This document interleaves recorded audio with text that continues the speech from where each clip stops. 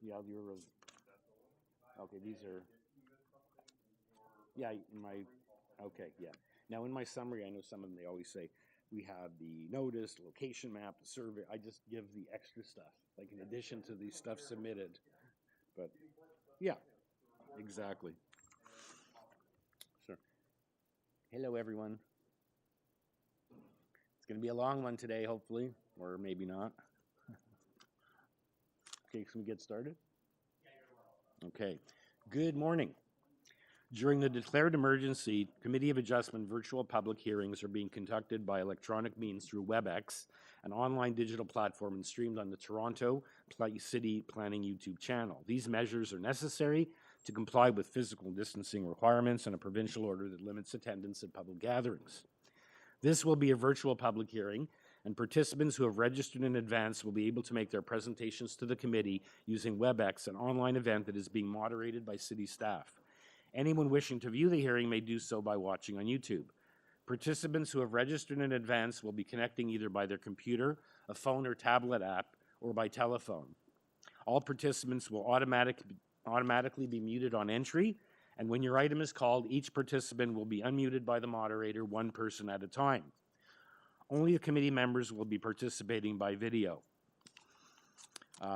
Members participating today is Danny Bellissimo, Laura Alderson, Mitchie McCloskey, and Donald Taylor, and I am Michael Clark, and I am the panel chair. Any registered participants will be participating by audio only, and we also ask that you mute your devices until you are called on to speak. Land acknowledgement. We acknowledge that the land we are meeting on is the traditional territory of many nations, including the Mississaugas of the Credit, the Anishinaabe, the Chippewa, the Haudenosaunee, and the Wendat peoples, and is now home to many diverse First Nations, Inuit, and Métis peoples. We also acknowledge that Toronto is covered by Treaty 13 with the Mississaugas of the Credit. In accordance with Sections 45 and 53 of the Planning Act, 1990 as amended, this meeting of the Committee of Adjustment for the City of Toronto is now called to order.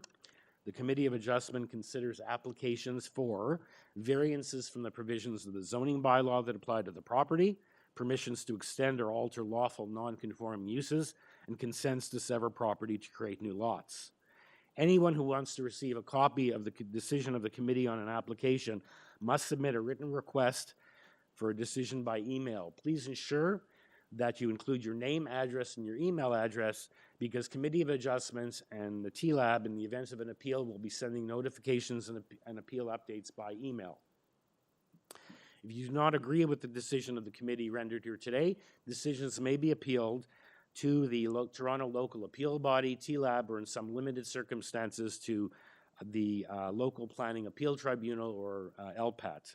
Appeal instructions are included at the bottom of every decision. The hearing procedure will be as follows. In the virtual world, we don't vet the agenda. We just go in order based on the agenda items, except we will deal with deferrals, and I believe there are 2 deferral requests at the 9:30 agenda this morning, so we'll deal with those first and clear them off the agenda. In making your submissions, where an application is uncontested, the agent or applicant will only proceed with the presentation if desired and if required by committee. When the committee does not require a presentation, applicants are to advise the chair should they wish to speak to the committee. Each speaker, including the applicant or agent, will be given a maximum of 5 minutes to address the committee, and I will comment when you're reaching the 5-minute mark. When addressing the committee, please start off by stating clearly your name and address for the record, and please remember to confine your remarks to the matters outlined in the application. So when a matter is contested and there's going to be a presentation by others, the applicant or agent goes first and makes a presentation of your application. Please note that the committee may not entertain revisions to proposals at the hearing today. The committee may decide to defer the application if being substantially revised in order to ensure that the revised application is both accurate and that all those entitled to notice of the application have been informed of the changes. Then individuals, either in support or opposed to the application, usually opposed, will be invited to speak, or if not opposed, with concerns or questions. Committee members may ask questions of each speaker after they finish their presentation, and when all other speakers in support or opposition have spoken, the applicant or agent is given a further opportunity to come back up and rebut only those issues that are raised by the speakers, to answer any questions and to deal with those issues raised, but not to introduce new information at that time. That will then mark the end of discussion on the application. The committee, the application is then taken into committee for a decision, and some preliminary matters to take care of. First of all, to confirm the minutes of the last meeting, which was March the 9th. And I have a motion to approve the minutes of the last hearing. Mr. Taylor, thank you. Yes, Mr. Chair, I'll move the approval of the minutes of the meeting on March 9th. Thank you. Seconder for that? I'll second. Thank you, Ms. McCluskey. All in favor? Okay, the minutes are approved. Deferral requests. Mr. Carvalino? The first one's item 4, Mr. Chair, 10 Nordale Crescent. Okay, and we have Marco Vieira, the agent, on the line on that application. And I see that that is a deferral request. That was to convert the garage into a carport, construct a new garage attached to the existing shed in the rear yard with 2 variances. And the request is from the applicant. Mr. Vieira? Hi, good morning, Mr. Chair, members of the committee. We're requesting a deferral because the statistics on our site plan do not match the zoning examiners. We asked it to be changed, but it was changed, but still was incorrect to match what our proposal was. So we would need this to be deferred so that we can ensure that the zoning examiner edits the variance for the proposed size of the garage. Okay, thank you, Mr. Vieira. Committee members, any questions for Mr. Vieira, or can I get a motion to defer the application for the purpose stated? I can make that motion to defer. Thank you, Ms. Alderson. Seconder for that motion. Ms. McCluskey, thank you. I'll second. All in favor? Okay, the matter is deferred. Thank you very much, Mr. Vieira. We'll see you back here again. Thank you. Okay, and the next one is item number 18, the last one on the agenda, 79 SUNVALE Drive. Hello? We have Peter Giordano from David Small Design, as well as we have on the line the neighbor at 67 SUNVALE.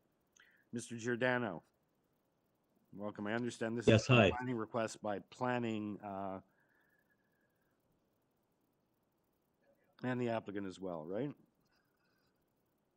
Okay, and I believe the current concerns for the neighbor who are on the east side was concerned with the excavation and the effect on the trees and on the garage and basement foundation of his house. So the purpose, Mr. Giordano, of the deferral request? We've had conversations with the planner. The planner had recommended a few changes be made to the drawings. We've worked carefully with him. We haven't made those changes yet. We're in the progress of making them, but we do ask to defer so that we can resubmit the changes to make planning staff happy. Okay, thank you. And members, any questions for Mr. Giordano? And we'll hear from the neighbor just on the issue of the deferral request after that. Okay, no questions. Mr. Sablinskas at 67. Yes. Sunnyvale. Good morning, sir. Good morning. So we're not dealing with the merits here today. I'm just asking you on the matter of deferring. It looks like the agent has advised that they're going to be making some changes, and there will be re-notification of the application as revised, and it'll be rescheduled for another hearing, at which time you'll have a chance to raise any substantive concerns. In the meantime, the applicant is aware of your letter. No problem on my side. Okay, so we'll see you maybe here again if you still have concerns after those changes. Thank you so much. Okay, thank you. So members, can we have a motion to defer this application?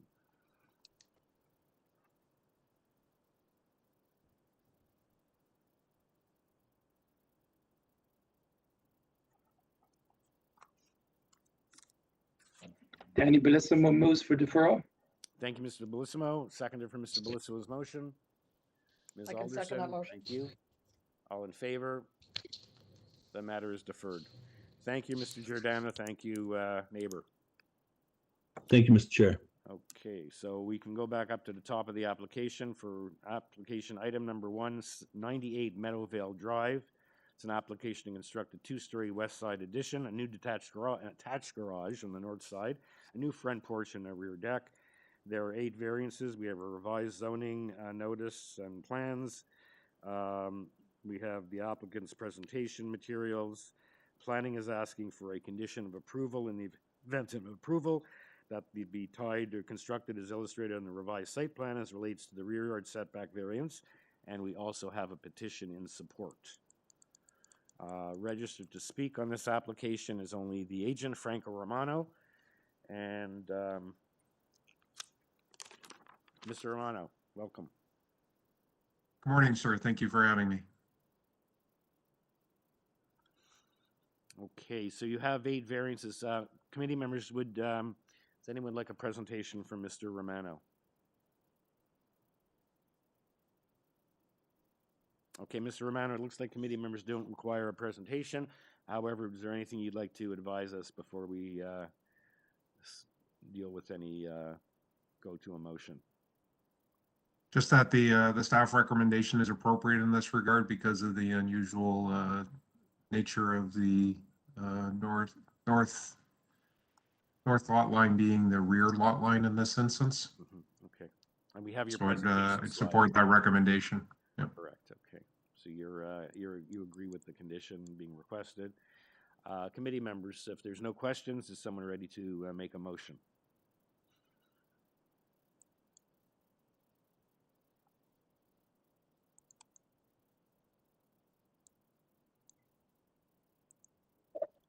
Oh, sorry. Mr. Chair, Don Taylor. Thank you, Don Mr. Taylor, I find the variances requested to be in keeping with the 4 tests under the Planning Act, and I move for approval subject to urban forestry conditions 1 and 2, and the condition requested by the Community Planning Department that the proposed development shall be constructed as illustrated on the revised site plan submitted March 4th, 2021.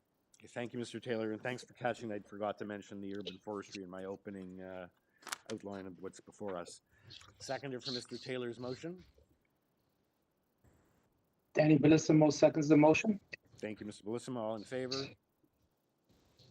Okay, you have unanimous approval. Thank you, Mr. Romano. Thank you kindly. Have a good day. You too.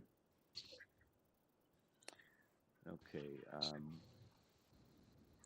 Okay, so moving on to item number 2, 225 6th Street.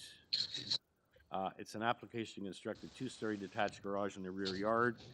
There are 5 variances. We have a revised zoning notice, revised plans.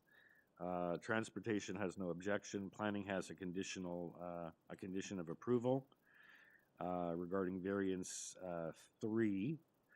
And we'll hear more about that from the applicant. There's been some discussions and they reduced it, but they still felt it was too high, and I believe they've come back for more. So we'll hear from the applicant on that. There was something in the late arriving materials about a further revision to the height.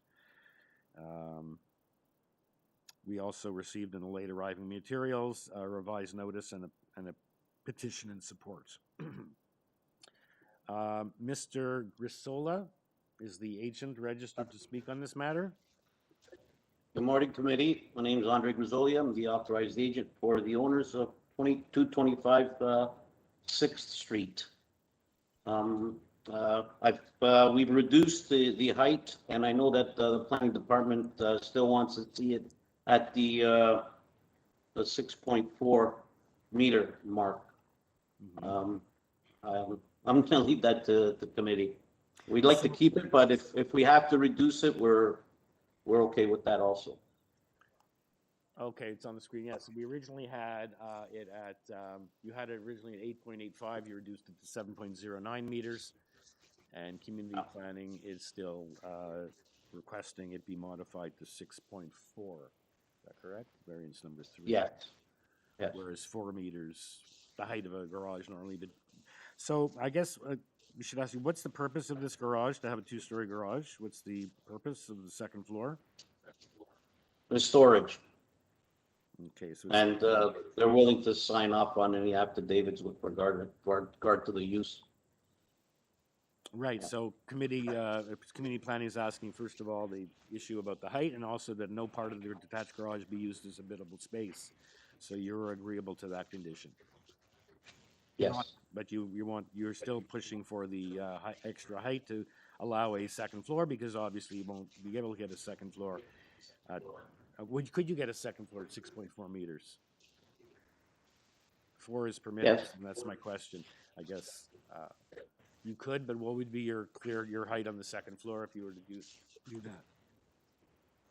And perhaps in feet, for those of us who think, would you have any, would you have to be able to stand up on the second floor with the height of 6.4 or as opposed to 7.09? Right now would be, you're looking at, we would have it would be 5 feet 10 inches, 5 foot 6 inches. Not exactly. If you have, Not exactly something that will permit you to have a unit there. so Yeah. the extra 0.6 or 0.69 or something. That's all you're asking is an extra 0.69 of an acre of a meter, correct?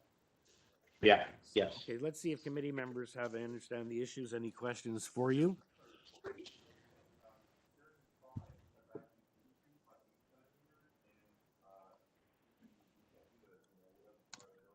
Danny Bellissimo has a question. Well, actually, in the meantime, we have a question on the floor. Mr. Carvalino is discussing something. Can you make that? I can't see it. It's too. Sorry, Mr. Chair, item 5 as amended is now greater than what was proposed and what was sent out for notice. 6.1 to 6.18. Correct. So the driveway is 8 centimeters wider than what we gave notice for. Mr. Grassola, if you need that. I don't mind that. I'll stick to the 5.8. I'll stick it to the 5. That's not a problem for me. Okay, yeah. Or otherwise, 6.1. Otherwise, as you know, we have a notification issue, even though it's so minimal. Okay. So committee members, any questions? Item number 5 is going to remain as it was to avoid a notice issue. So the only issue before us really is the issue of the height of the garage. So, Mr. Bellissimo, you said you had a question for the applicant? Just a question of clarification. I'm looking at your drawings. I do not see a cross section. Is the underside of the roof, there's a truss design, and like there'll be a ceiling there? Or is the? It's a truss. Sorry, it's a truss design. Yes, it is. Okay, so that the bottom of the truss cord would be the height limit for headroom. It would dictate the height of the ceiling. Yeah. Okay, thank you. Okay. Any other questions, or is someone ready to make a motion?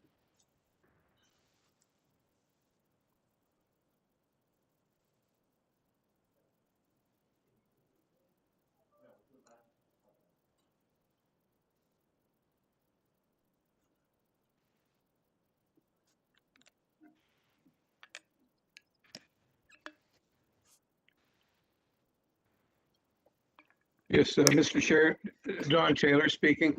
I find the variances as revised satisfy the 4 tests under the Planning Act.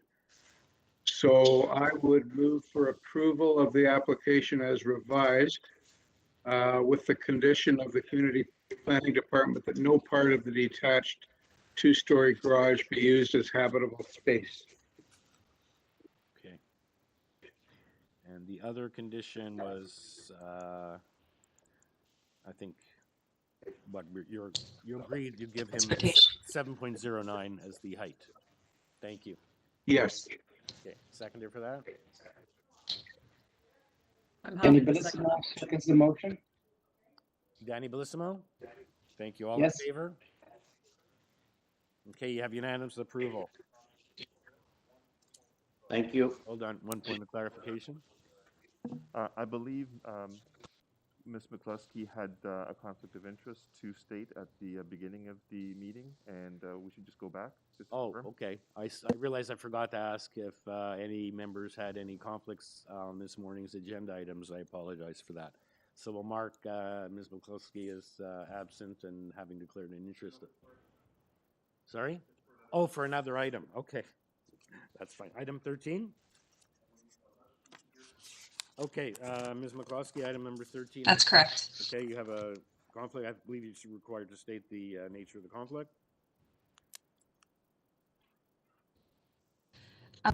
Yes, it's a personal relationship Okay, with the applicant. thank you. Okay, and good point to ask. Is anyone have any other conflicts on any of the other items before the 9:30 agenda? And I promised to ask that question at 1 o'clock and 3 o'clock later today. Anyone else have any conflicts on this morning's agenda? Okay, thank you. Thank you, Mr. Carvalino. Okay, so our next item is item number 3, 2958 Islington Avenue. It's an application to legalize and maintain the existing one-story rear and north side addition. We have 5 variances. Their position in support was in the late arriving materials. There is an order to comply, and transportation has no objection. The applicant, we only have one, only the applicant, or actually the agent registered to speak, Anthony Cesario. Mr. Cesario? Yes, I'm here. Okay. I don't believe we need a presentation on this matter. Why was this was built without a permit? That is correct. Okay. Okay, I see we have a petition and support. Committee members, any okay, there's a note. Okay. Oh, okay, so there's a note in here for requesting an application, but it's mixed in. It's for 10 Nordale. It was in with the wrong materials. Oh, no, sorry. That was deferred. Okay. So Islington, does anyone have any applications, any questions for Mr. Cesario? And if not, Mr. Cesario, is there anything you'd like to add, or we'll see if the committee members... No, I think it's pretty much straightforward here. Okay, thank you. So any questions, or are we ready for a motion?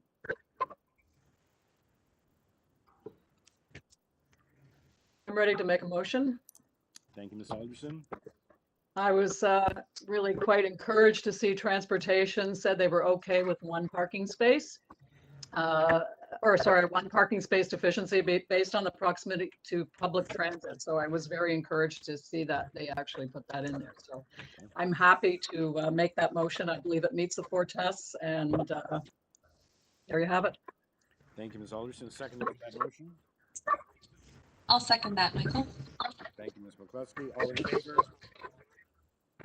You have unanimous approval. Thank you, Mr. Cesario.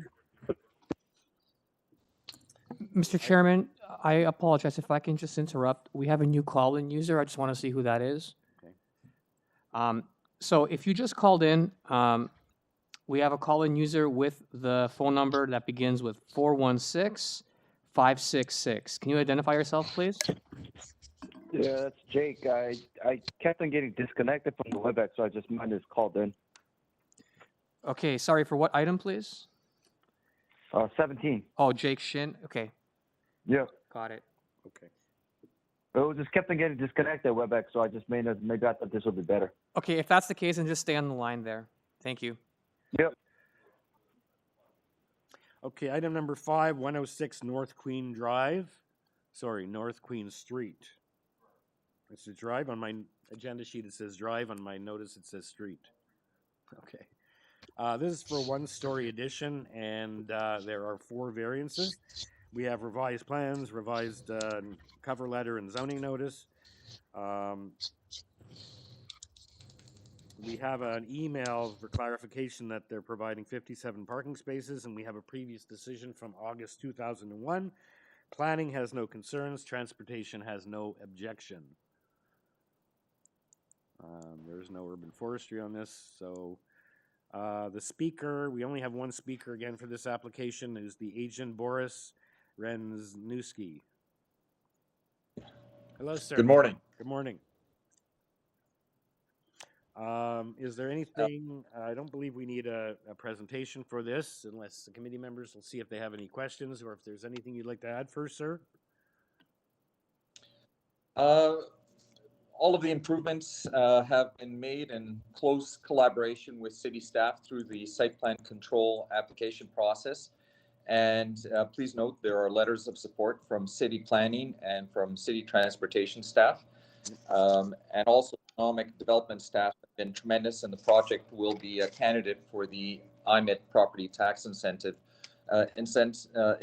for new manufacturing uses. And it meets the 4 tests as set out in the Planning Act. And I respectfully request the committee see it to approve this application. Thank you. Thank you, sir. Committee members, any questions for the agent, or is someone ready to make a motion? Danny Bellissimo is ready to make a motion if the members do not have any questions. Go ahead, sir. Find that the variances are minor in nature and move for approval. Thank you. Seconder for that motion. I'm happy to second that motion. Okay, thank you, Ms. Alderson. All in favor? Application is unanimously approved. Thank you. Thank you. Okay, moving on to item number 6. Number 6 is 17 Graywood Drive. We have a revised notice sheet. Perhaps we can get that on the screen with highlighting the changes that have been made. We have a revision page, revised waiver, revised plans. We have a copy of the site-specific zoning bylaw for the property, and 19 Graywood is opposed. The speaker on this application, we have Anthony Greco, the owner, as well as the neighbor from 19 Graywood. Hello, sir. Mr. Greco there? Mr. Greco is the owner, not an agent. Sorry, Mr. Chairman, I did unmute Mr. Greco. I don't know why we can't hear him. Let me try muting and unmuting again. Mr. Greco, are you there, please? Yep. Yeah, okay. Yep, I'm here. We can hear him. Okay, sir, can you just state your name and address for the record to start off?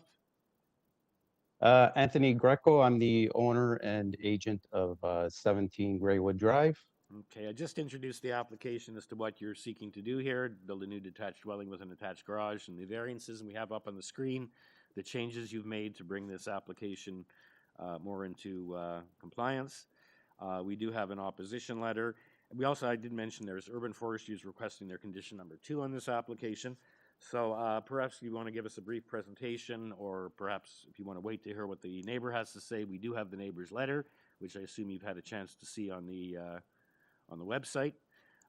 Yeah. So why don't you give us a little presentation here? Sure. Well, good morning. I'm here to seek relief from the current zoning bylaws for a new house to be built for my family, my growing family. And also I've been consulting with the planning department, and with their consultations, I have revised my zoning variances to accommodate their concerns. And, you know, I think the general build will be in keeping with the developments that are going on in the neighborhood. There's you know, a significant amount of development in the neighborhood. There's and it'll be in general keeping as to that. Okay. Okay, I'm just so committee members, any questions from Mr. Greco before we hear from the neighbor? And we do have the neighbor's letter here.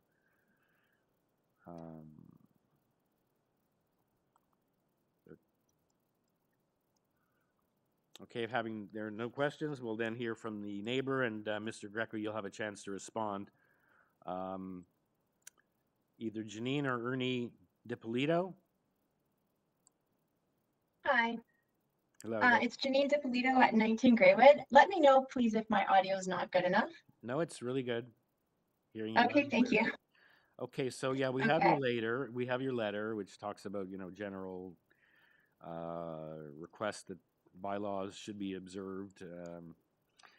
Can we hear what your specific concerns are with this application and its impact on you? This committee will have. Okay, sure. Sure. I guess I just wanted say one thing about general bylaws, and it's maybe I'm naive, but I actually do believe the City of Toronto when it says that it's the best practice to observe bylaws. And specifically in my case, you know, there is a huge impact on my lifestyle here because we purchased into this neighborhood because it did have a really good ratio of land to house. And, you know, we gave up the urban life of density with theaters, museums, and galleries and restaurants. And we chose to live in a neighborhood that had green space and gardens. And that is what I perceive will be lost with this build next door to me.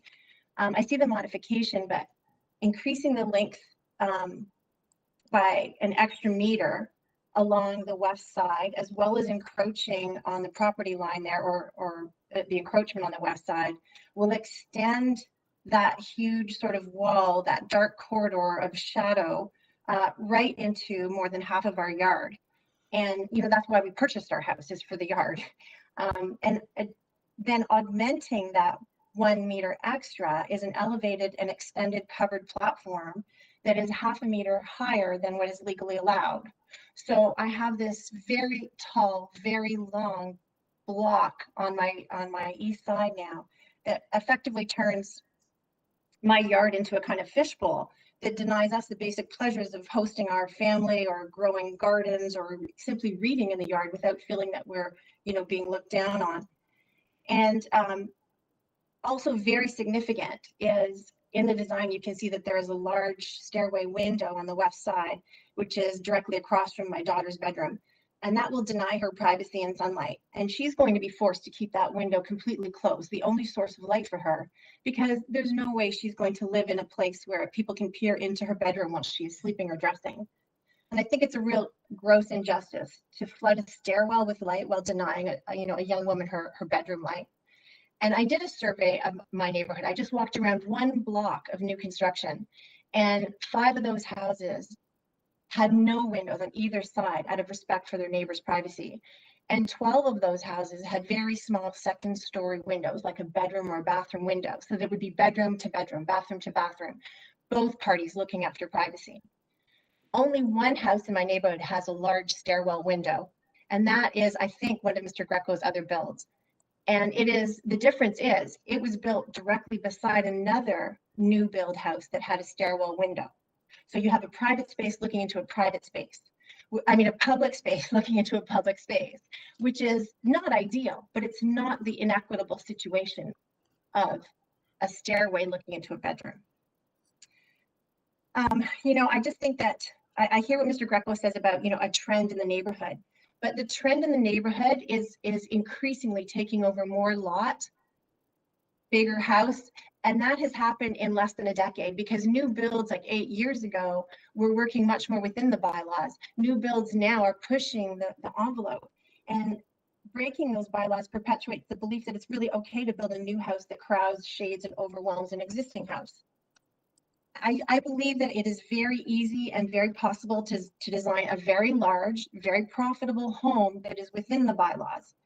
And I don't understand the disconnect between the City of Toronto guidelines and laws and the continual granting of larger variances that undermine the bylaws that were created by experts to protect the community.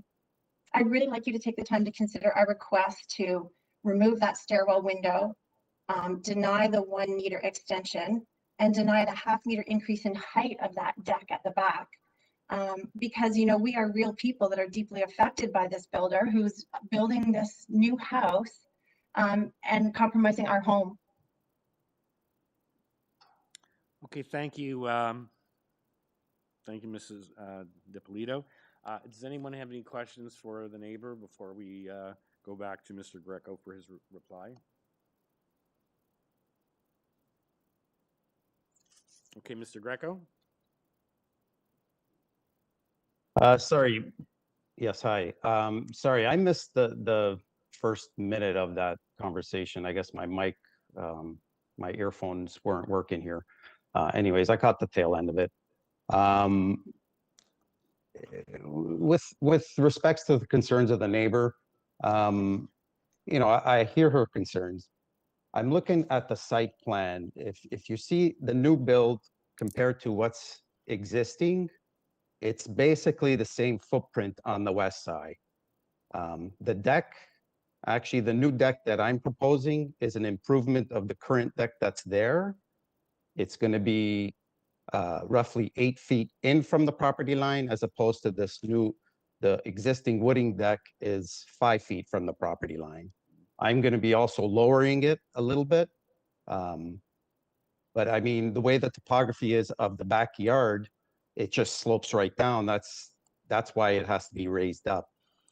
But it will be lower than the existing deck that's been there for the last 20 years, I believe. Okay, that's variance number 5 about the level of the platform. Yeah, and there are concerns about privacy on the deck. I mean, it's been existing there already. So that's my point on that one.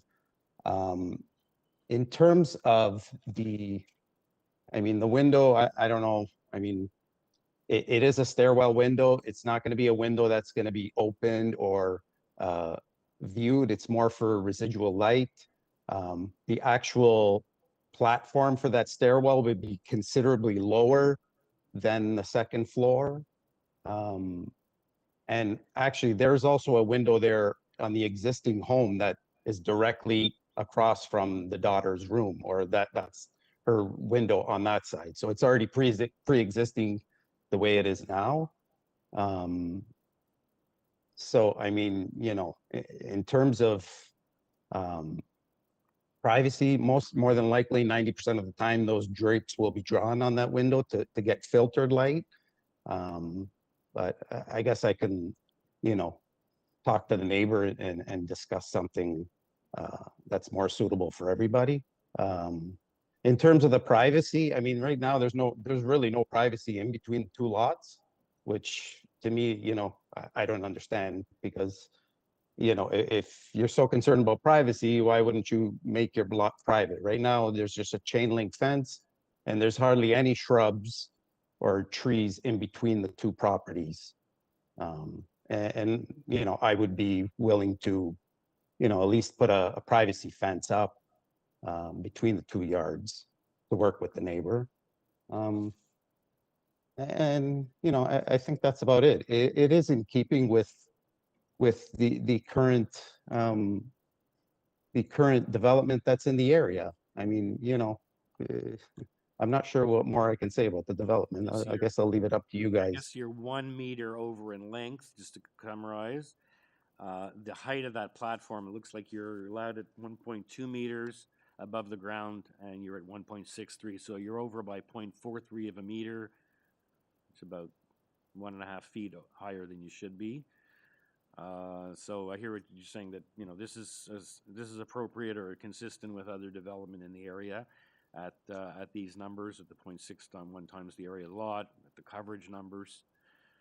So let's see if committee members have any questions for you, or any residual questions for the neighbor for that matter, or if someone's ready to weigh in with a motion.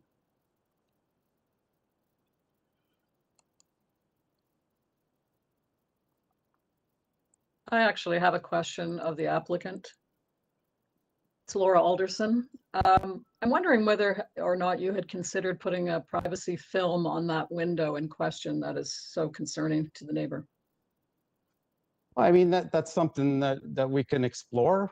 I mean, like I said, it's not, you know, maybe I can, you know, have a discussion with them to exactly show them where the platform or where the viewing angle of that window is. The way I see it now, it's not directly in parallel with the daughter's room. It's probably about a 10-foot offset. So it's not directly across, whereas the window that's there pre-existing is directly across from that window. Yeah, I mean, like I said, Okay. I can explore that. It would be good, I think, to have that conversation with the neighbor. That's all. Yep, sure. Okay, any other questions? Or is someone ready to weigh in with a motion?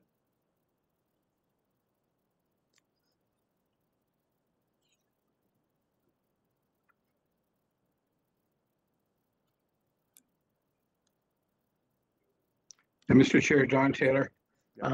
I find the requested variances to meet the 4 tests, and I find the proposal to be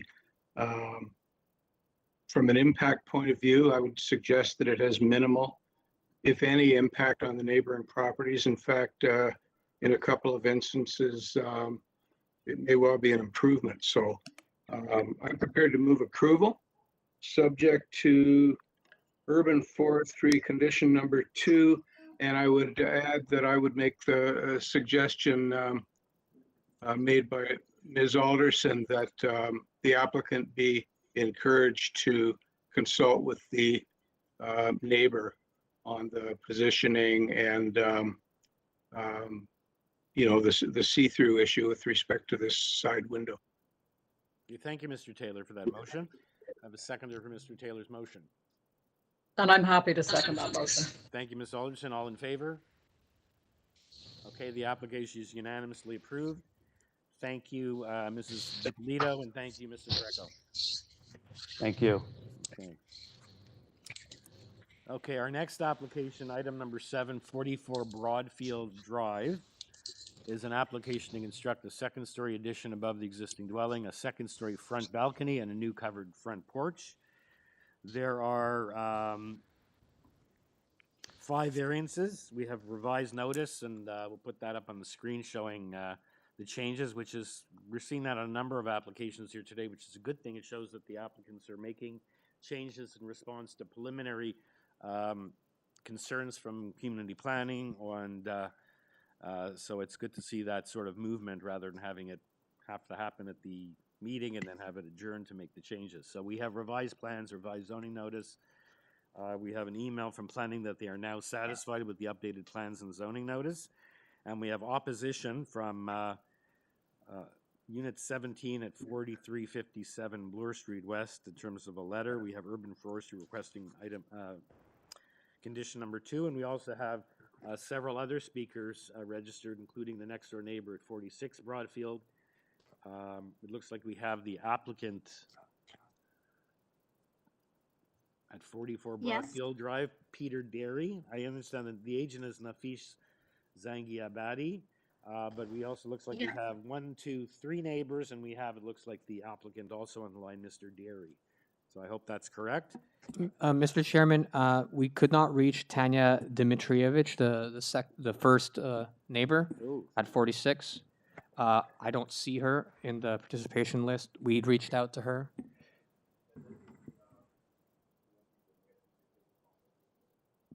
She has a conflict with work. Okay, and it's unfortunate we don't have a letter from her because she's the neighbor right next door, as opposed to the other people are from the apartment at 4357 I mentioned at 83 Mill Street. So we'll hear from some people in any event. So is the agent on the line? Yes. Good. You want to start off by stating your name, please, and address? Yes. Good morning, Mr. Chair, committee members. My name is Nafisa Zangiabadi, and I'm the applicant representing the owners. This is an application to add a second story on existing backsplit dwelling. And as you see, we only have 5 variances. And first of all, the reason for them to add the second story is that they have 2 sons that are getting married and they're gonna move in and live with the family, with their wives. So they need an extra bedroom. And that's the reason they wanna add the second story. And we did our best to have this design in a way that we don't have that much of a variance or huge numbers. As you can see on our variance list, one of them is very nominal, which is number 3, it's just 2 centimeter. And our GFA is only a 0.3 more than what is permitted. Permitted is 0.45 and we're 0.49. And the reason for that is that the bay windows at the rear are included in the GFA, and the owner insisted to have them because they just love that feature to have the bay windows. So basically the footprint of the building is the same. We're just exactly building on top of the existing main floor footprint. No length variance, no coverage variance, no setback variance, nothing. And as per the planning recommendation, we are reducing the balcony area to under 10, which is 9.89. And the other one is just the height, which is about a foot more than what is permitted for the eaves, whereas we comply with the overall height. So our variances are very minor in nature, and planning is in support of our application. And so I would like the committee to approve the application. Yeah, you're basically only 20 square meters over what's permitted when I'm looking at Exactly. this. Number one, you're at 0.49, Yes. 0.45. Okay, Yes. so let's hear what the concerns that we do have. I guess we had the letter from the neighbor or in the apartment building. We have that one letter, and we have a few other people here with concerns as well. So if you can stay on the line, listen to what they have to say, you'll have a chance to respond to their concerns after they've advised what that is. Mr. Chairman, just to let you know, there was a typo on our list here. Mr. Peter Derry is not, in fact, the owner of the property. He is located at 8 Sun Plains Crescent, so he is a neighbor to speak. Okay, so we do have one. We can miss the next door neighbor, unfortunately, but we have the speaker at 83 Mill, Bloor Street West, and now at 8 Sun Plain. So let's first, before we do that, does anyone have any questions for the agent before we move on to the other speakers? Okay, so let's hear from Saulius Brickus at 83 Mill Road. Yes, good morning. I'm Saulius Brickus. I reside at 83 Mill Road in the neighborhood of Markland Wood.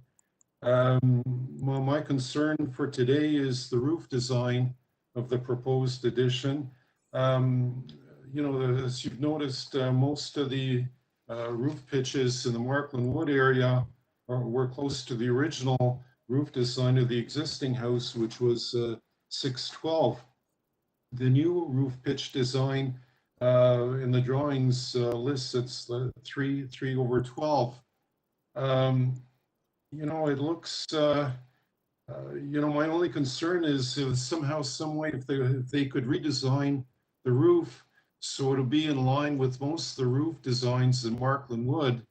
This would be my request for the owner for today.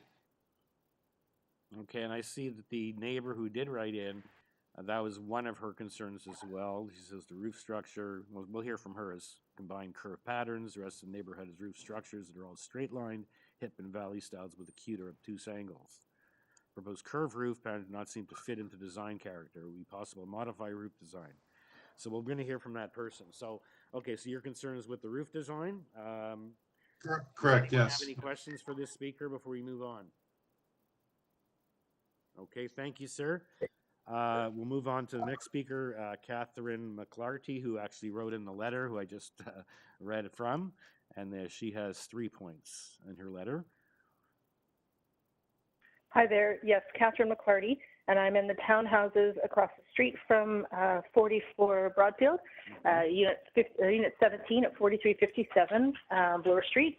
And so not only was the roof part of my concern, and again, we talk about this being a minor variance, and there's a quite significant size being added for it to be minor.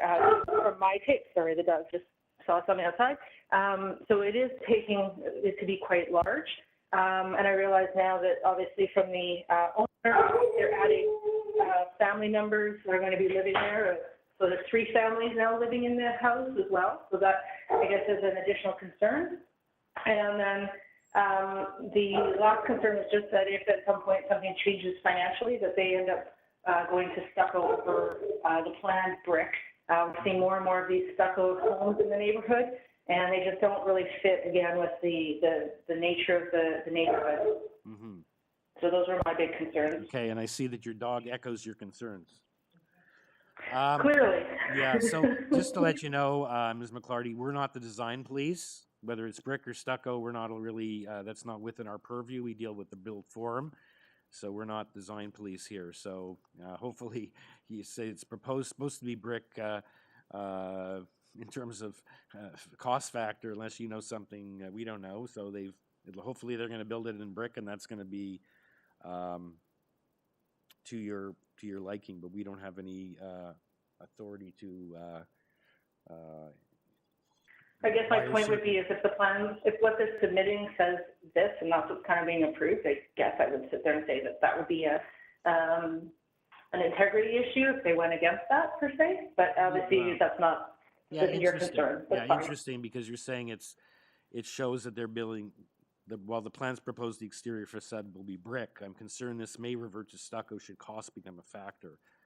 I think what's before us, I don't believe, like I said, even if it was stucco, we don't have a right to impose and tell them, no, we want you to build brick, or we want to use reclaimed brick, or it's not like this is Martha's Vineyard where they specify building materials. But hopefully your fears are because they are showing that they're going to build out of brick, and you're assuming that they may have cost factors. In terms of, so you echo Mr. Bricke's concern about the roof design, and you also noted that you figure it's being doubled, so how can that be minor? So thank you for that. Is there anything you'd like to add? No, that's it. Thank you. Okay, thank you. We'll have the applicant respond to those concerns. And then we have Mr. Peter Derry, who does not live at 44 Broadfield, but lives at 8 Sunplain. Hello, sir. Hello, this is Peter Derry. I reside at 8 Sunplains, which the backyard of which abuts the backyard of the applicant. Okay. The first issue that I had concerns of, as did other neighbors, was usage of the property. I spoke with the owner in person last week. She's been an excellent neighbor. I shared our views with her and our concern that we did not want this to become a temporary residence dwelling for several families. We've had similar problems in Markham in the recent past with respect to things like Airbnb. She assured me that she was completely against that, and if necessary, would sign any appropriate affidavit or some kind of caveat with respect to the application to ensure that this was followed through upon. That's the first concern. Marklandwood is a development of 1,260 homes that started in the early 60s. I understand Ms. McClarty's views about keeping the neighborhood as it is. We've been open to some development, and I understand the purpose that the applicant wants to have the son's share. That's perfectly legitimate. But I've already, to echo what I just said, we do not want this to become a short-term rental, given that the size is almost double, even though the footprint doesn't change. The existing, there are some, I think, 6 bathrooms instead of the existing 2 or 3, for starters. So I'm also wondering about, in fairness to the applicant, she couldn't say how high the roof would be, and I couldn't determine that from looking at the plans. That the house to its east, I think that's owned by or lived in by the woman who is not at the hearing. And I don't know her concerns, but the house to the west is a 2-story, and I asked the applicant if she knew how the 2 roofs would compare in terms of elevation. I'd like the applicant's representative to answer that issue, if we could, please, if she could. Okay, so we'll have her address that in her rebuttal or response. Thank you, Mr. Derry. That's all you have to say? Yes, I suppose cumulatively one starts to wonder, and I think this is what Mr. McClarty was getting at. When does a minor variance by its cumulative nature to become a major one? When you look at the number of variances they're looking for, but I've said my piece. Okay, thank you. You look at the amount and also the impact, and is one of them over by 10.10 of a meter, or it's a matter of degree. It's not just the number of variances. So, thank you, sir. So, Ms. Zangiabadi, if you can please respond to those concerns, including from the last speaker, how the height of the roofs match up with the adjacent property. Yes. First of all, we don't have a height variance. The permitted height is 950, whereas we're proposing 915. There is no height variance for the roof. We are exactly, it was the same reason that we didn't want to go for height variance, to be keeping up with the neighborhood. And as you can see, the roof slopes it slopes 12 to 3. So even the height that is visible from the street or from the neighbors is even lower than 915. Yeah, so I guess your soffit height is over by around just under half a meter. The eaves overhang soffit height. Yeah, it's a 0.3 meter more than the permitted. Yep. Yeah, it's just the soffit height. There's no overall height variance. Correct. And as for the other concern about the temporary resident being Airbnb, we can assure you, as the neighbor assured him, that they're going to live there as one family, and any letters or anything that have to sign, they're more than happy to sign. And of course, it won't be an Airbnb for sure. I can assure that. And as I said, they can sign anything to confirm that. And there were other concerns about the design of the roof and being brick or stucco, which I believe they're just design concerns. And this is their house; they're going to live there forever. They're not going to sell it or anything. So it's their own right to decide if they want to go with brick or stucco or the way they design the roof. The roof that way we design it is what they have in their mind. And we tried our best to comply with bylaw in terms of the flat portion, in terms of the overall height, in terms of the slope. So as you can see, there's no other variance for the roof itself on the notice. It's just the soffit height in order to accommodate the height on second floor. So I believe those are just design concerns, not a matter of committee. And all the neighbors that I spoke, they are not actually on the same street. Unfortunately, we don't have our next door neighbor present to see his concern, but from what I see, those are design concerns and not a zoning issue. And as for the brick, as I said, it's a house they're going to live there forever, and for sure they're going to spend money on that. So I don't assume they're going to go with stucco. Otherwise, they would have shown that on the drawing as stucco.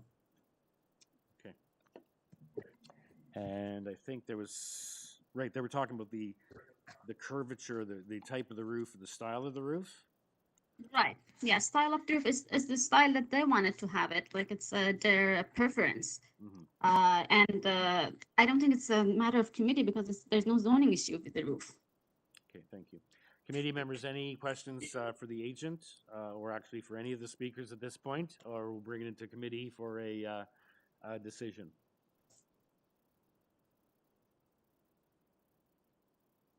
There are no questions, Mr. Chair. I'll move to approve the application. I believe it meets the 4 tests, minor in nature, and yes, move to approve. Okay, and there's urban forestry condition number 2 on this one. There you go. And urban forestry condition number 2. Yes, thank you, Ms. McCluskey. We have a seconder for that motion. I'm happy to second that motion. Thank you, Ms. Alderson.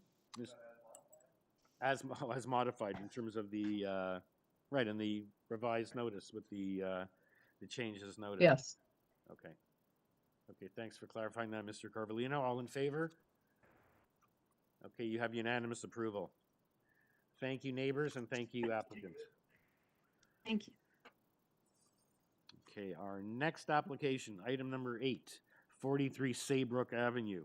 It's an application to construct the new detached dwelling with an attached garage. And we have 6 variances. We have revised drawings, revised variances, lot coverage and height. Those are the ones that have changed. I believe we can perhaps get that up on the board. And we have opposition from 16 Claymore. That party is registered to speak, as well from someone from 2 Kellogg Street. And we have a copy of the applicant's submission.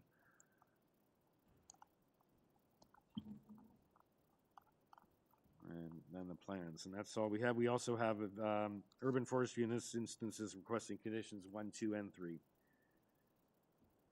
Okay, can we, is there a revised notice on this one, or no, this is the original notice? Okay. Okay, Ms. Maren Zabzuni is the agent for the applicant, 43 Saybrook. Good morning, Mr. Chair. My name is Marin Zabzuni at 1140 the Queensway. Thank you. Yes, welcome. So you've seen we have 2 opposition letters on file, and we have 2 speakers registered to speak after you speak. So perhaps you should give us a little bit of presentation. Yes. So apparently proposing... I'm looking here, we do have the 2 letters from the speakers. So it looks like the neighbor at 2 Kellogg's concerns with the rear yard elevated decks how it affects his property. And we have also a letter from Mr. Zimnikas against the two-story home construction. Yes. So we're proposing.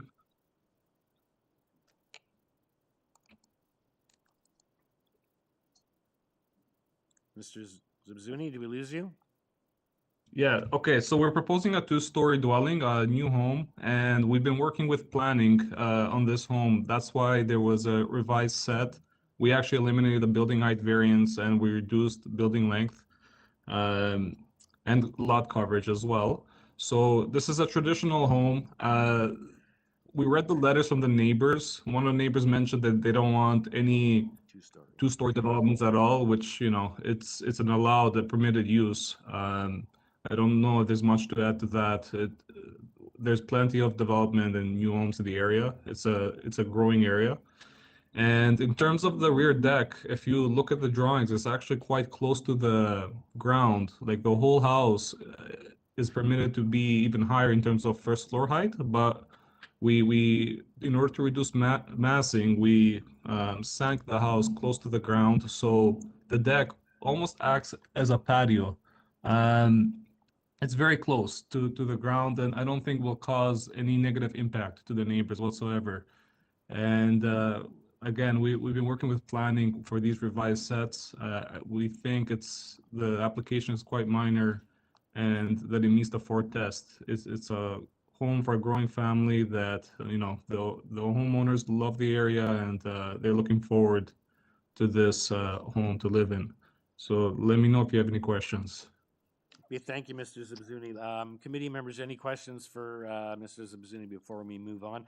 I'll just note, I'm just looking at the variances here, and I don't see one for the height of the deck. We had one on an application that was over by 0.4 a little while, but you have a width variance with respect to the deck, and the stairs are wider than they're permitted. The width, but there is no height issue on the deck. Just point that out. Okay, so let's. That's right. Anyone have any questions for Mr. Zabzuni before we move on? Okay, so let's move on to Mr. Zimnikas at 16 Claymore. Hello, everyone. This is Alex Zimnikas from 16 Claymore. Thank you for everybody's time today. So, just my main concern, a few main concerns is the privacy. It being a two-story, they'll be able to look into people's backyards surrounding the area, and it's mostly bungalows in that area. Further down on SAYBROOK, there is a two-story, but in that area it's all bungalows, and like the brick is very, very good quality as well. I think like I'd be all for a single-story dwelling and then just renovating the inside as well. Like the environmental impact of this too. If it's a complete new build, all the construction debris going into landfill, and that bungalow and that quality of brick, I think, can stand a lot longer. So yeah, privacy, the environmental impact as well. Of course, heating and cooling, a two-story as well, is more the style of the home.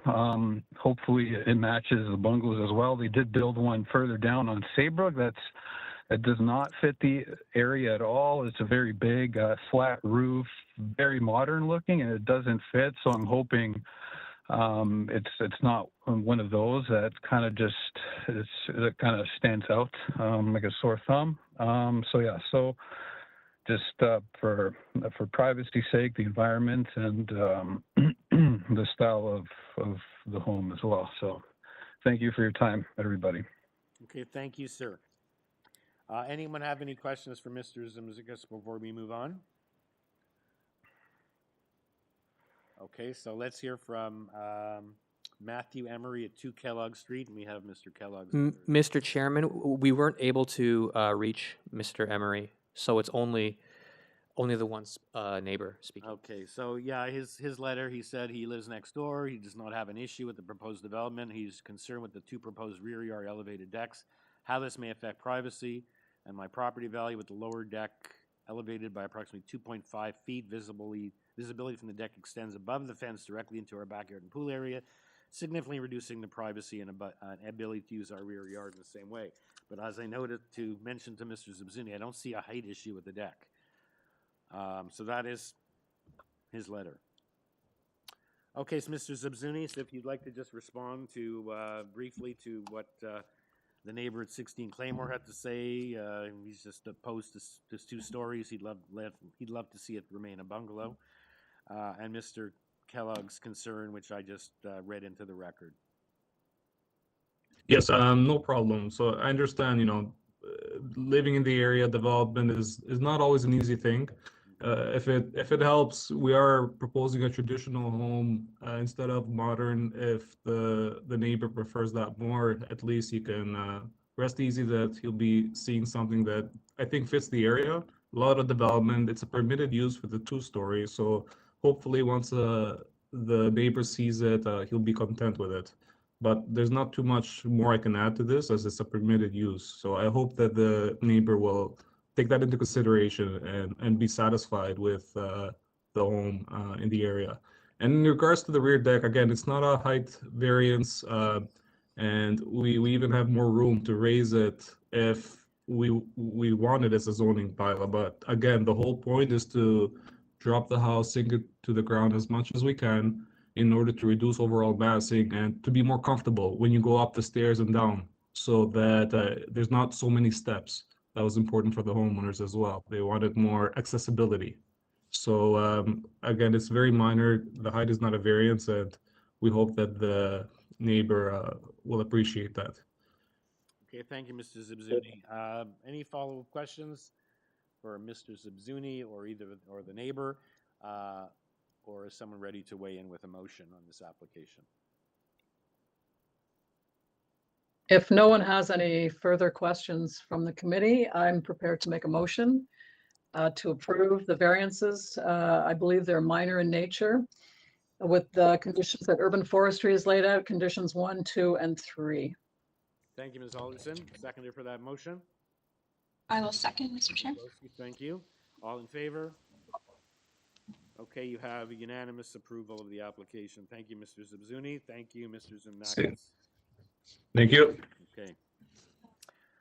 Okay, the next application is item number 953, CHRYESSA Drive. And we have just the information was filed with the application, the survey and the plans. We have no communication from neighbors or from city departments. And we have registered to speak Raymond McCarthy of Vision Media, Inc. as agent. Yes, thank you. Thank you. So I'll present. The owners are a growing family, and they required additional living space by adding additional bedrooms and washrooms on the proposed 2nd floor. The house right now at the back is a 2-story. At the rear of the house and at the front was a bungalow. The back end was renovated a few years back, and they bought the house knowing that they wanted to expand it, and they had room to expand at the front. Yep. So we're adding the 2 stories to the front of the bungalow portion of the dwelling, but we're not increasing the footprint. We're just going straight up. So there's no issues with FSI, and we're allowed to build a 2nd story. The only issues were like sorry? Yeah, go ahead. Go ahead. Yeah. Okay. So we're just following the existing roof line as well as the of the bungalow as well as the front porch. So the variance number 1 really is the encroachment of the eave to the north by 0.08 meters. And we talked to the neighbors, and the homeowners didn't have an issue to the north with the neighbors, so they're okay with that. The second encroachment is the roof eave at the west projects into the front yard setback 2.46 meters. Again, we're just following the footprint of the building itself. Okay, so it's a very straightforward application. I don't think we need to hear any more. We have 2 minor variances, and if you've been listening, this is the first application where there is no comments from neighbors and no comments from city departments to bring into the record. So it's a straightforward application. I don't see if committee members have any questions or if they're ready to make a motion. So thank you for walking us through that. You're welcome. Any questions Any for questions? Mr. McCarthy? Sorry? Does anyone have any Danny questions for Mr. Bellissimo. McCarthy or someone ready to make a motion? Danny Bellissimo, I'd like to ask a quick question. Sure. Sir. Yeah, the results of the variances are basically the need to have a proper overhang to protect the exterior walls. So I find that they're quite reasonable, given the existing condition that you're working within the existing footprint. So I don't have a question as much as a compliment to thank you for the drawings. I find them very clear, and I'm glad you took the extra step. And now we ready to make a motion for approval if no other members have any other questions. Okay, so we have a motion from Mr. Bellissimo to approve the application with no conditions. Do we have a seconder for that motion? Ms. McCluskey? I'll second. Thank you. All in favor? We have unanimous approval. Thank you, Mr. McCarthy. Thank you very much. Okay. Next application is item number 10, 84 Greendale Avenue. It's an application to construct a one-story rear addition, a new rear deck, and a new second-story rear platform. And we have 5 variances. We have planning requesting a condition of approval that it be constructed as illustrated on the tied to the site plan as to the west elevation. We have opposition from 3 Caesar Avenue. And Urban Forestry is also requesting condition number 2. Only one speaker registered, Mr. Eddie Perez, agent for the applicant. Hello, good morning, Chairman and committee members. I'm Hello, here sir. on behalf of the owners. Yep. As you said, we're proposing a one-story addition. We're over on the GFA because they're counting the basement because we're slightly not a half below. Our actually percentage would be around 78%, but because they're counting the basement, we're at 1.03. So that's why the number looks bigger than it is. If it wasn't for the basement, we would comply with the GFA. Okay. And you're okay with the planning condition? Yeah, I'm okay with the plans condition. Okay. Right, that relates to the floor space index, includes the basement and 2-story rear platforms, 5.7 square meters at the second story and 5.9 at the third story. So we do have the opposition letter, which I assume you've read. We do not have anyone present to make a presentation along with that letter. And we have, as I mentioned, Urban Forestry was requesting condition number 2. Committee members, does anyone have any questions for Mr. Perez? And perhaps dealing with, we've seen the letter from the neighbor.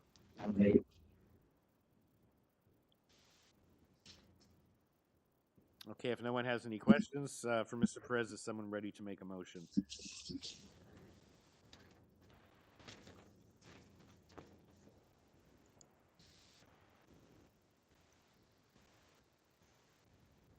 Mr. Taylor. Mr.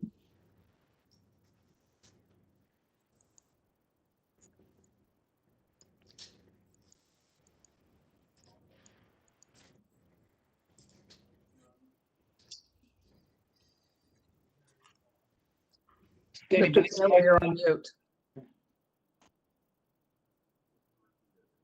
Sorry, I didn't hear that.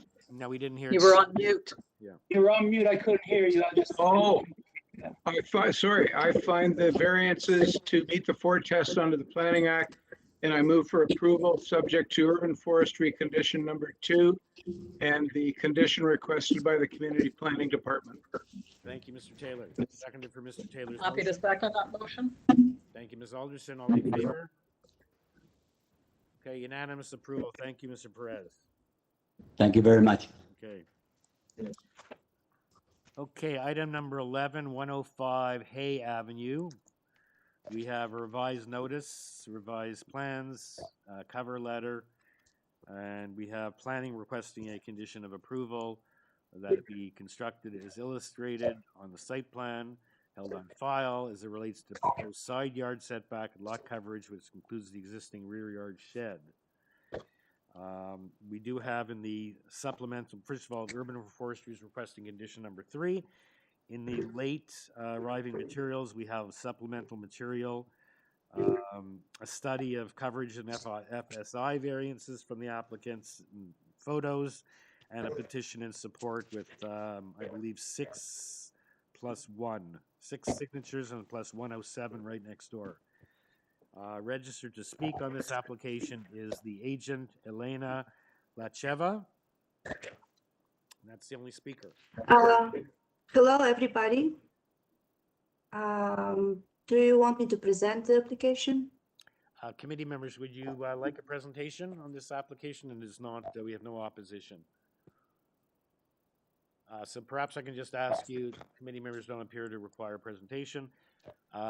You are fine with the planning condition proposed and the urban forestry condition? Yes, absolutely. No problem. Okay. And we do have the revised notice on this application, but it's not highlighted in yellow, this one, but it is revised. Okay, if there's no questions, is anyone prepared to weigh in with a motion? Laura Alderson, I'm prepared to make a motion in support of the application with urban forestry condition number 3 and also the community planning commission, community planning condition as well. Thank you. We have a seconder for that. And Bellissimo seconds the motion. Mr. Bellissimo, thank you. All in favor? You have unanimous approval. Thank you, Ms. Lacheva. Thank you very much. Okay. Next application is item number 12, 119 Fred Young Drive. This is an application to legalize and maintain a rear yard deck. There is one variance. It's 3.2 meters above the ground. That's the only variance. And we have one variance, as I said, we have elevation photos. There's a decision from the committee in 2008 in accordance with a larger townhouse development that this was part of. And we have TRCA weighing in and advising they have no objection. And yes, that's it. There's no urban forestry condition on this, and registered to speak, we have Ibrat Bari of 119 Fred Young. It's the owner, as well as the neighbor at 111 Fred Young Drive. Mr. Barry? Hi, good morning. It's Ibrat Bari. I'm the Oh, owner. sorry. For, Okay, can you can you try to speak? You sound very far away, very faint. Oh, okay. Can you hear me better now? Not really. It's very faint. Just give me a moment. I'm going to switch the headset. Or maybe if you could just speak a little bit louder, it would help. But it's coming in very faint. Oh. Okay. Is that better? Much better. Much better. I don't know what you did, Okay. but that's a lot better. So I just introduced the application. Very simple. One variance. I had just assumed this was built without a permit, and there is one variance. We do have a speaker registered on this matter. We don't have a letter, but we'll hear from the neighbor as well. So, is there anything you'd like to just give us some history? Why are we here? Yes. Obviously, thank you very much for taking the time. I'm basically asking for an approval for this deck. Obviously, this was built without a permit, and the variance is minor. As you have stated, that the paperwork and the approval from the TRC and the forestry, no objection. My two immediate neighbors have no objection, as they have built larger decks themselves. And the deck is quite away from the two neighbors on each side, and also has privacy fence on it. It's quite amicable, and the support from each neighbor. Also, I see a lot of neighbors in the neighborhood doing very much the same thing, as this is a new development, and it really gains the beauty of the neighborhood and also increases the value of the homes. And I believe I have another neighbor, who's on the line as well. Perhaps, I could swing it over to him. Yeah, okay, let's hear from that neighbor, and we'll see if there's any concerns that neighbor has that you'll have to address. Otherwise, thank you for the picture. A picture is worth 1,000 words. And you've shown us the two shots of this deck that you've built, the second floor, then coming down to a lower level deck as well. And I assume it's that lower level deck that's slightly off the ground that's triggering the variance in order to be a walkout. Yes, yes. rather And I just wanted to add one last point is that, you know, currently because of COVID, my mom, who's 75 years old, that's really her sanctuary. Even though we live in the same house, we don't get to see her because we're in and out of the house.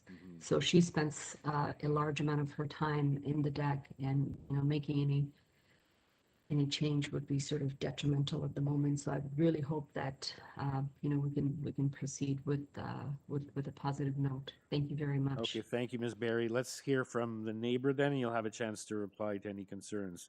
Is Goran Janevsky there on the line?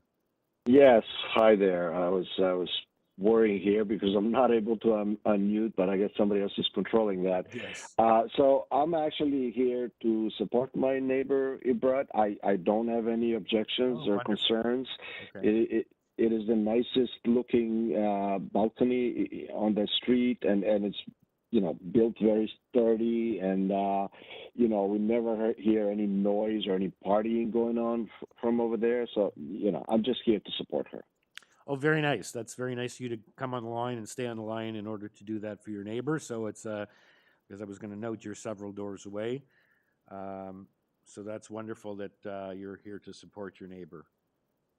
Usually people are just here with concerns and opposition. So thank you for that. I assume that no one has any questions for Mr. Janevsky. No one has any follow-up questions for Ms. Berry. So is someone ready to weigh in with a motion? We do have a petition of support. Yeah, if there's no questions, I'll move to approve. Consider the application minor in nature, and move to approve. Okay, thank you. Thank you, Ms. McCluskey. A seconder for Ms. McCluskey's motion. Happy to second that motion. Okay, all in favor? Okay, you have unanimous approval. Thank you. Thank you very much. Thank you very much. Okay, you're welcome. Item number 13, 1839 Albion Road. That is the application on which Ms. McCluskey has declared a conflict. So you can go take a break. Different when you're virtual and when you're here in the room. So item number 13, 1839 Albion Road. It's an application to convert the existing building into a restaurant with office uses. There is only one variance. It's any lot abutting a street must have a minimum 3-meter wide strip of soft landscaping. No soft landscaping is proposed. So it doesn't appear that it's anything to do with the conversion. We have a covering letter from Dillon Consulting, and planning has advised that they have no issue. And that's all we have. We have registered to speak Abby Pakyanathan. Thank you, Mr. Chair. Would the committee like me to make a presentation? Okay. Sorry, did you ask if the committee would like a presentation? Yes. Committee members, you require a presentation on this application? I don't believe. No, I see Ms. Alderson shaking her head. I don't believe we need one. Perhaps you can just be available to see if there's any questions from committee members. I just see we do have your your comprehensive cover letter. Danny Bellissimo will be ready to make a motion if there are no other questions from the other members. I actually do have a question. It's probably not even relevant, but I thought I'd ask it anyway. There's a Wendy's coming soon sign in front of that property. Is it going to be a Wendy's? That's what the that is correct. The That's application correct? is, Okay. yeah, the application is currently on their site plan control with the city. Okay. That's all I wanted to know. Yeah, it says. So it's a fast food establishment, basically. Yeah, and with office use on the second floor. Yeah. Okay. Okay, thank All right. So, okay, Mr. Bellissimo, you're about to make a motion. I'd like to move approval and find the variances minor in nature. Thank you, Mr. Bellissimo. And there's Happy to second that motion. Thank you, Ms. Alderson. All in favor? You have unanimous approval. Thank you, sir. Thank you, everyone. Okay, item number 14 is 84 HAIMER Avenue. And this is an application to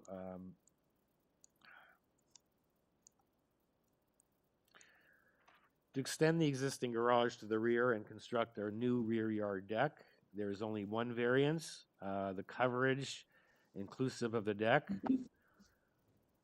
And we have a covering letter from Mr. Perez. We have planning.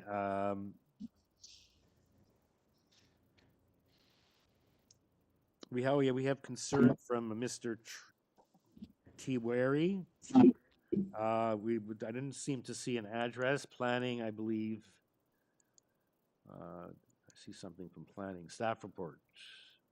Yeah, planning would just like to have it, in the event of an approval, have it constructed as illustrated on the architectural drawings as it relates to lot coverage.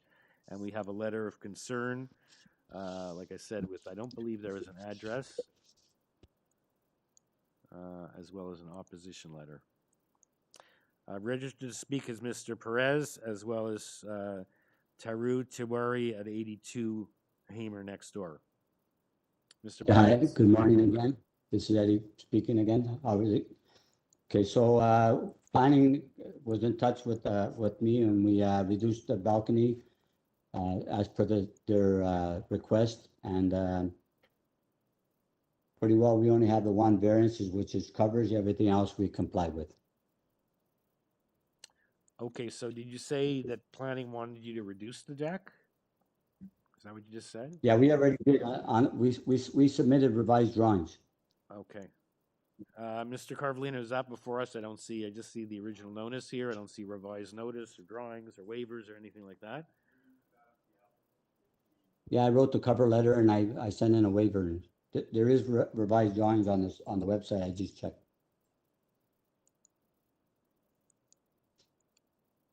Well, the deck, originally the balcony was the whole deck. Now it's smaller. So is the variance correct? Based on the revision? Yes, it improved the variance slightly, yeah. So the variance did change slightly downward. Yeah, it was. What's before us then is what's before us. Well, the permitted maximum lot coverage is 33%. And originally we had 44.6, and now it's been reduced to 43.87. Okay, so I just want to make sure that 43.87 is before us is what it is after. Yes, Mr. Chair, we that's confirmed yeah, that that's the notice after. went out with the revisions, so these were done prior that's to the correct. notice going out. Everything before you is correct. Okay, thank you, Mr. Carvalino. Does anyone have any questions for Mr. Perez? And Mr. Perez, how about, we'll go to the neighbor, hear what the concerns are, and you'll have a chance to respond. I don't know if the neighbor's concerns were before you made the change or not. Well, the fence, my client said they'll keep in touch with him, and once they get the survey done for that property line, they'll adjust accordingly. So sorry, there's an issue with the property line? I'm just looking at their pictures. I think the fence, they're saying it's an issue, but we're not sure of it. So they're going to deal with it. It doesn't affect the variances.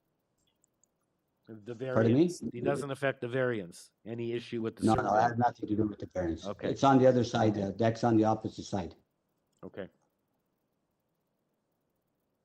And you're okay with the condition being imposed by community planning? Well, yes, sir. Okay, thank you.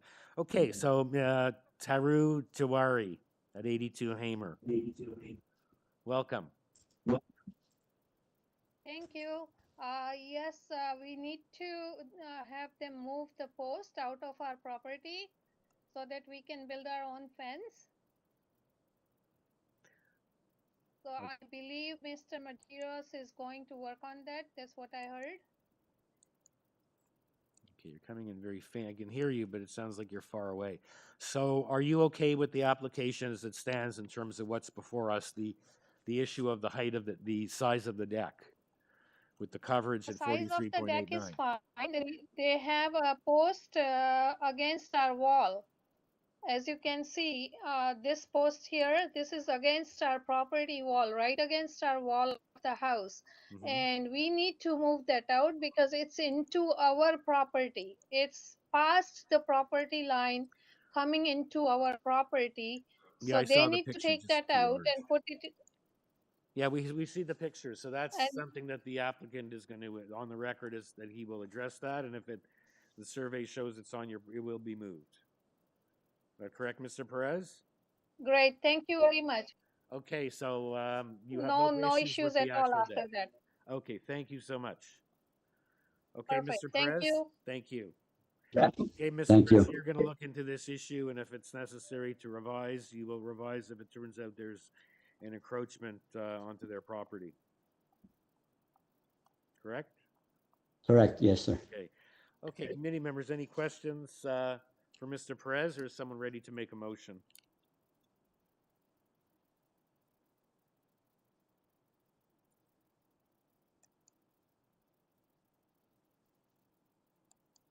Mr. Chair, question first.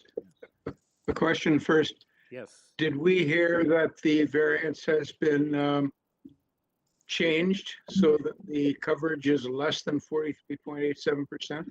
No, that was what it was that's changed to. 43.87 is the last one. Sorry, repeat It that. is 43.87. So the variance that we're considering is as I'm looking at in the notice. Correct. Okay. I find it to be in keeping with the four tests under the Planning Act, and I move for approval subject to the Community Planning Department condition. Thank you, Mr. Taylor. We have a seconder for that motion. Danny Bellissimo seconds the motion. Okay, all in favor? Okay, you have unanimous support. Thank you. Thank you very much. Perez, thank you, Ms. Tiwari. Thank you. Okay. Thank you. Item number 15 is 73 MACLEOD Street. Gets minimized. I have to pull it up.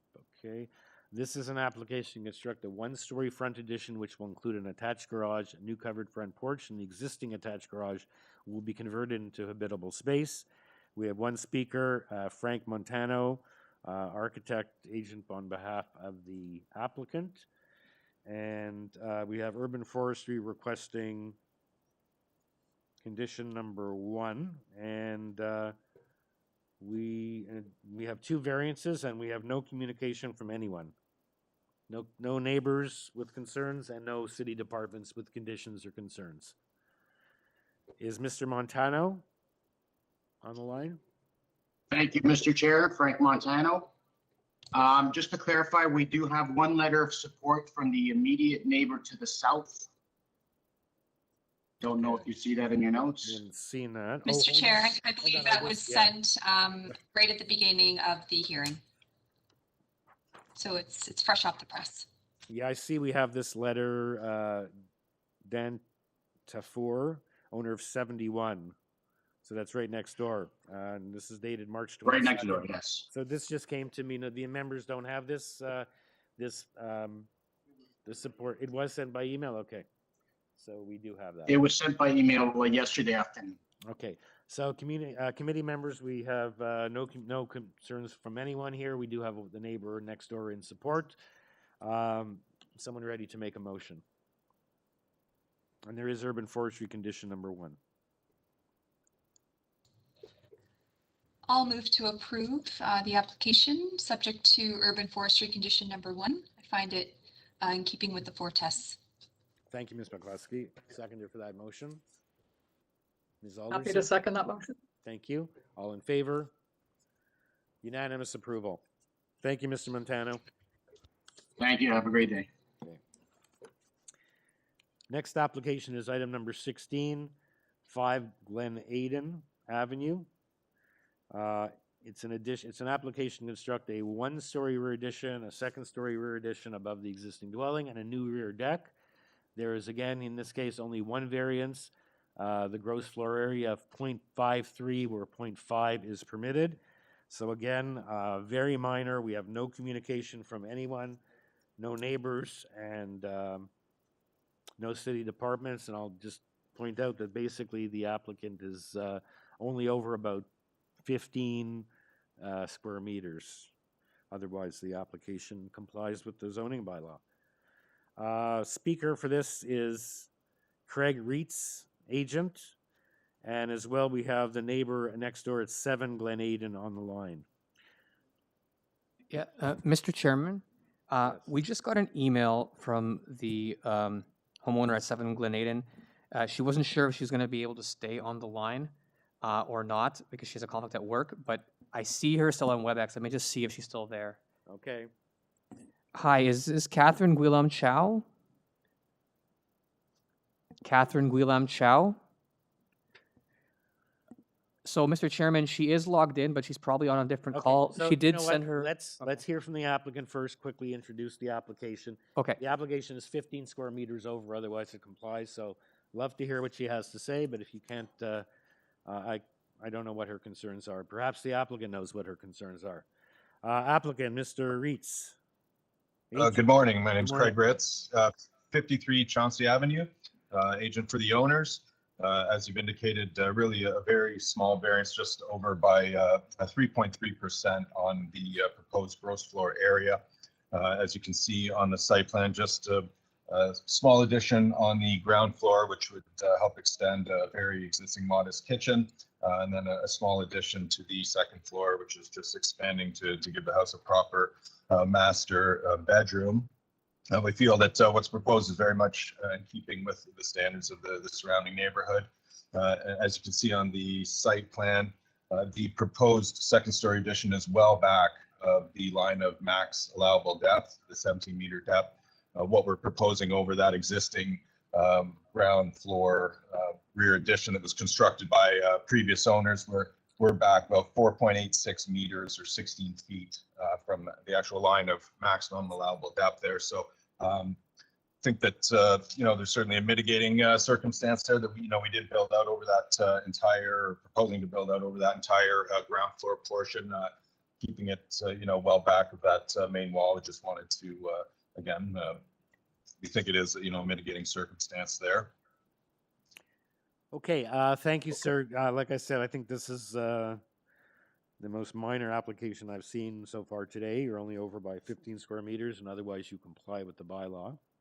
Do you have any idea what the neighbor next door's concern might be at 7 Glenade? I don't. I was actually surprised. I know that my clients have been speaking with neighbors. They didn't tell me exactly who they'd spoken with, but I know it was a concern to them to be speaking with the neighbors and, to try and be good neighbors. So I know there was some dialogue. I was not aware that there was going to be any opposition. And when I checked on the AIC last night, obviously didn't see any letters there. So unfortunately, I was unaware that there were any issues at number 7. Okay, thank you. So are we able to?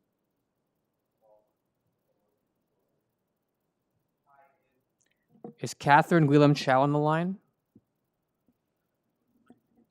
Doesn't look like it, Mr. Chairman. Okay, anyway, I was just curious to see what, if any, the concern is with respect to this matter. Committee members, no, I assume that you don't have any questions, or maybe you do for Mr. Reitz. So is someone ready to weigh in with a motion? If there are no members with questions, I'm happy to make a motion. I believe the application is minor in nature and meets the 4 tests, and I so move. Okay, thank you. The seconder for that motion. Mr. Taylor, everyone's hands lit up, but I saw Mr. Taylor's first. All in favor? Okay, unanimous approval. Thank you. Thank you very much. Okay. Item number 17, 14 Cheshire Drive. And this is an application for additions. It's a 2-story front addition, a 2nd-story rear platform, a 2-story east side addition, and a 2nd-story addition above the existing dwelling. And there are only 2 variances to the zoning bylaw, being the floor space index and the proposed 2nd-story platform area. Before us, we have opposition from 10 Cheshire, and we have in the late arriving materials, we have a revised plan showing a certain area where there'll be no windows. Perhaps we can hear more about that from the applicant. The applicant, Kirash Shariari, as well as we have the neighbors from 16 Cheshire and 15 Appledale on the line. Mr. Chairman, the agent will actually be Mohammed Pur Nazari, and I believe that they will be asking for a deferral, if I'm not mistaken. Okay. Thank you, Mr. Chair. Yes, we are requesting the deferral of this application. Hello? Is this the agent? For This 14 is not Cheshire?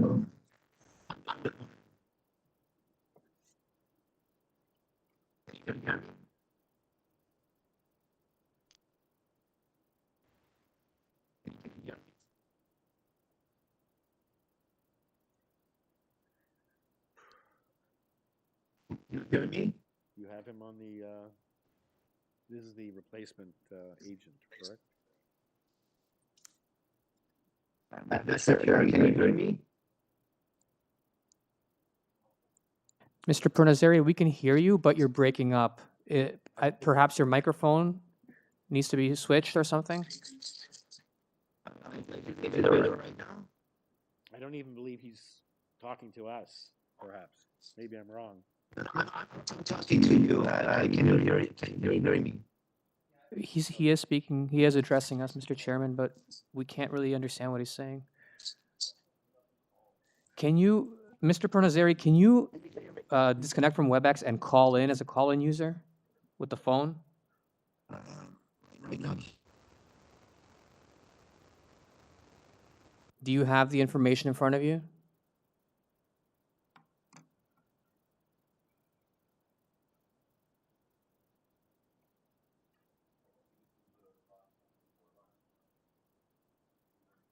Yeah. Second additional materials. You just see an email from this morning. Oh, this is, the email from this morning is this package here, I guess, right? Yeah. Okay. Yeah, yeah, okay. I got it. Yeah.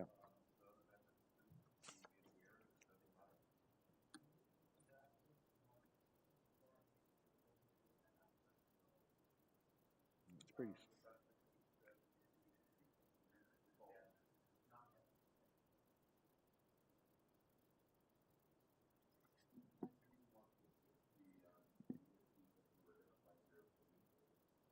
They sent in something, right? Wasn't this sort of a sketch? I don't know how. Yes.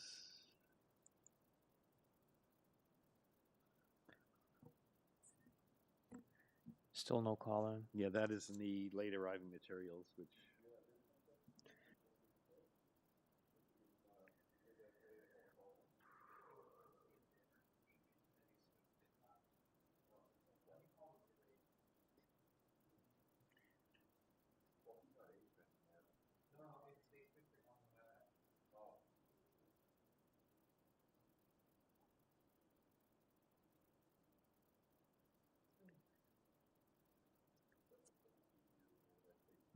Yeah.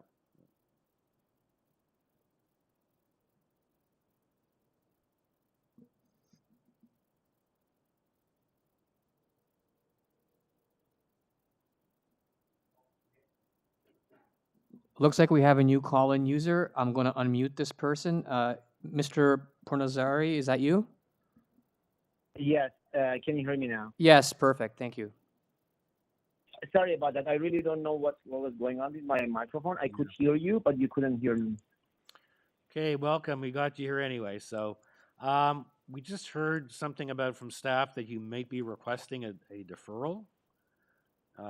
Yes, so we requested for the deferral of this application because we want to change the type of application from the extension renovation into the new build. Okay. So we kindly requested actually for this deferral.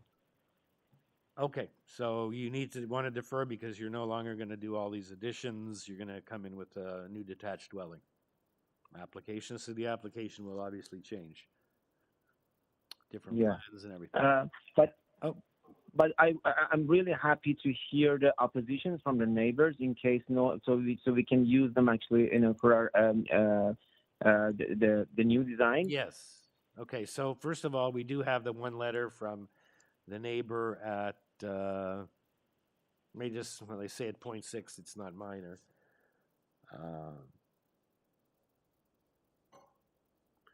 So that is from Do we have an address on that? It says, oh, from 10 Cheshire, who we have on the, we don't have 10 on the line, we have 16 on the line. But we have a letter from number 10. Okay. And actually, their point is their objection. One of the objection is that saying it's not minor or whatever. But they say the entire development should be classified as new construction due to the amount of new material being added. So in that fact, and actually, they're going to get their wish.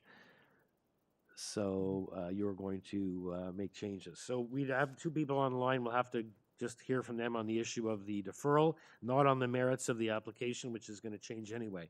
So is Jake Shin there from 15 Appledale? Speaking. Hello, sir. Welcome. Yep. So we don't need to hear from you on the merits. We just heard from the applicant that he's going to asking for a deferral because he's going to redo the application and make it into a new build. So it would be different. And as well, actually, that was something that your neighbor at number 10 who wrote in was suggesting. So we just wanted to see on the issue of the deferral, on the fact that you have the right to say that you're yes in favor or not in favor. No, that's perhaps if you'd like to, if you'd like to state some of your concerns, what this was, so that the agent who's listening on the line can take that into consideration in preparing their revisions to a new build. Yeah. So our concerns were just little, I guess, minor. We just didn't want the window on their second floor facing us for the privacy issues. So I think the second window, which is the southwest side of their building. Yes. From the map. And also we wanted a sort of opaque fence built right south of our request number 1, about 6 feet high, 1.8 meters high. Okay. Anyway, so we're just talking now about the deferral. I see where you are in Appleton. I'm just looking at the location map. So the applicant is listening. You have no problem with that then for this being deferred, and you will be re-notified. Once he makes changes, there will be a recirculation to the neighbors of the new application with the new variances. Okay? Okay, so then we just wait for his new application that it's going to be a new build, and we just take any issues if we have any from there? Yes, and you'll have a chance to appear either virtually or if we're back meeting in person, depending on when it is. You'll have a chance to raise your concerns with that, with the changes, which is now going to be a new build. Okay. Okay, thank you. As well, we have the neighbor at 16 Cheshire Drive on the line, Mauricia Aries Histodorescu. Is Mauricia on the line? On the issue of right next door on the issue of the deferral. I have them unmuted, Mr. Chairman. They did sound check. They were present. Don't know what happened to them, but they are here, I suppose. Okay, because even though we're just going to defer this, it would be nice to either know their concerns or perhaps the agent can have his client speak to the neighbor right next door and perhaps find out their concerns that way. So let's just see if you can reach that neighbor.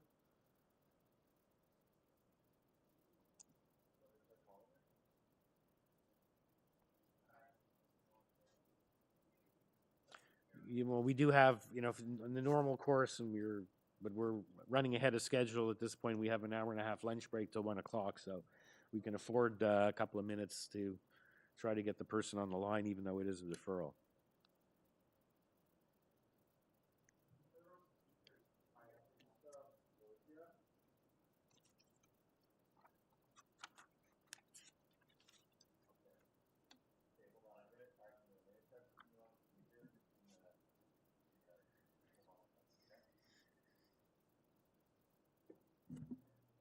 Hi, Marcia. Yes, hi. Hi, Mauricia. The applicant agent has appeared here this morning virtually and is requesting that we not hear this application today because they intend on making changes, and the application will be recharacterized as a new construction, no longer all these additions. So they will be making changes and making a new application which will be circulated. You'll get notification of that. But in the interim, even the agent wanted to know what the concerns of the neighbors are, and they can take that into consideration in designing the new build. And you are directly next door. So first of all, do you have a dialogue with like we have the agent here today, but do you know your next door neighbor? No, I don't know the next door neighbor. So they haven't moved. I don't know if they're living there or not living there. They are living there, but we have no dialogue. Okay. So they are not going to be proceeding with this application. The agent is going to be making changes, but if you could just tell us what your concern was, being right next door.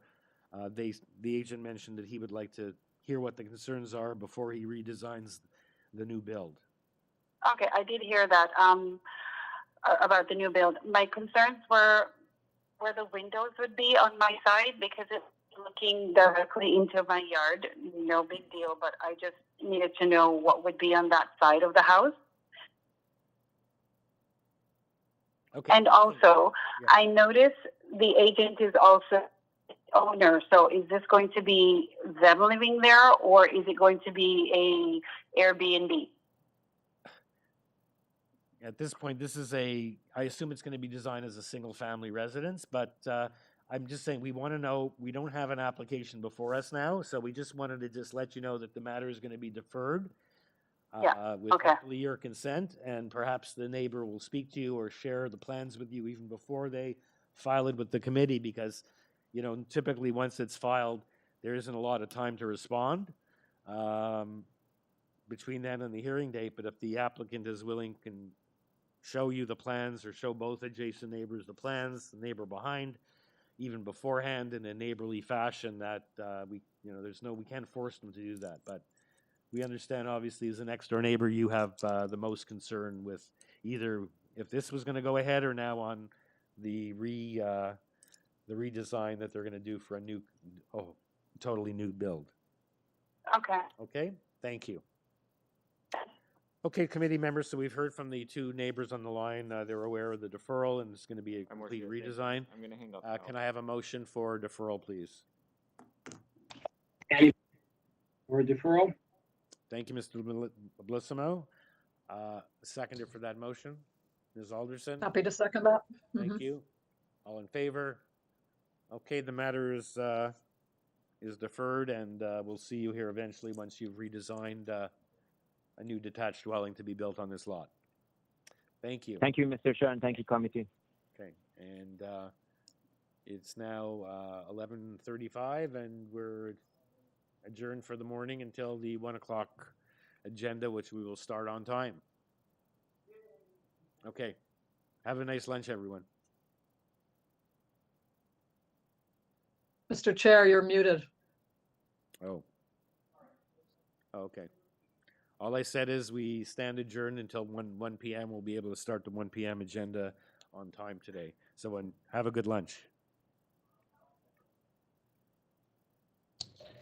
Thank you.